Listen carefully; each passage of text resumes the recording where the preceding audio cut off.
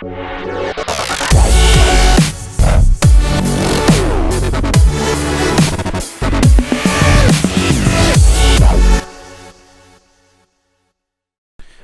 up guys, this is Sergio, welcome back for some more Splinter Cell Blacklist. We're going to be talking about the loadout. I'll be putting out a few more in-depth tutorials, but for now I'll show you what I personally feel to be the best Merc loadout. Afterwards, I'll show you a few others with slight variations depending on the game mode and your opponents. First off, the gadgets. The Intel device is my favorite gadget, and you want to activate your disruptor suit at the same time when you drop it so it won't get destroyed. For private matches, you might even want to pick up an ammo pack instead of frags for even more intel devices. If this makes the spies wear anti-attack protection, that only makes the RFD mercs on your team find spies all the easier. And even if they do wear anti-attack, you'll at least know spies are nearby due to the error mark in the middle of your screen. Next up are the goggles. The main difference between my loadout and most is this piece of kit. Most run RFD to deal with cloaking spies, but combine this ATS with the disruptor and they'll be a piece of cake. This is also the only goggle type that shows enemies moving behind you. It indicates when they jump down from a ledge, and it's handy for marking enemies that don't use silencers on their weapons. Time for the op suit. We're talking armor. Armor is important, guys. Your loadout needs 2 pieces of armor. Any less than that and you're gonna die from your own grenades, spies are gonna overcharge mines underneath your ass, stuff like that.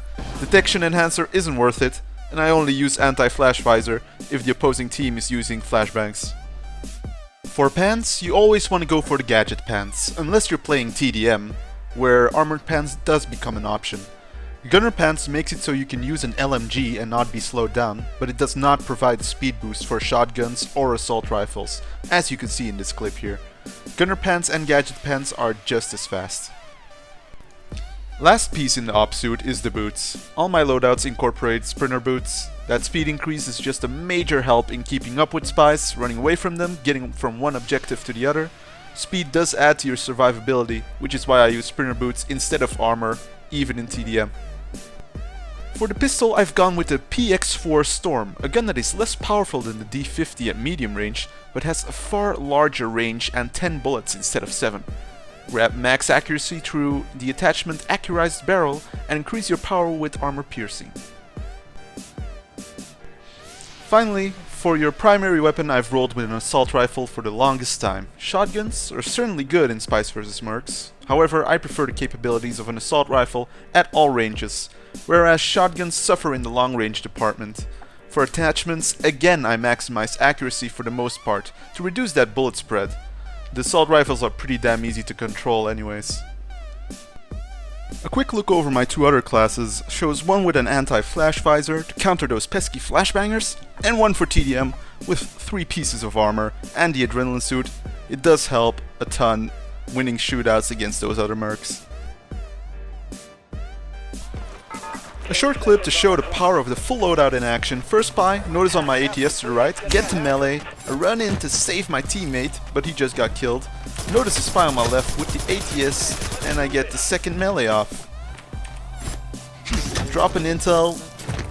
Unfortunately, the spy is wearing anti-attack, but it does mean he's nearby, and that's all the information I need to get that hacker. Say hello to you.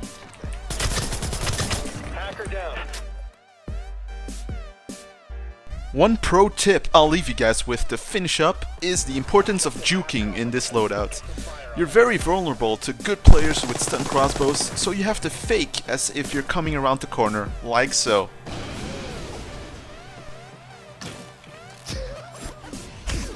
You hear the stun crossbow sound go off, and then you go in for the kill.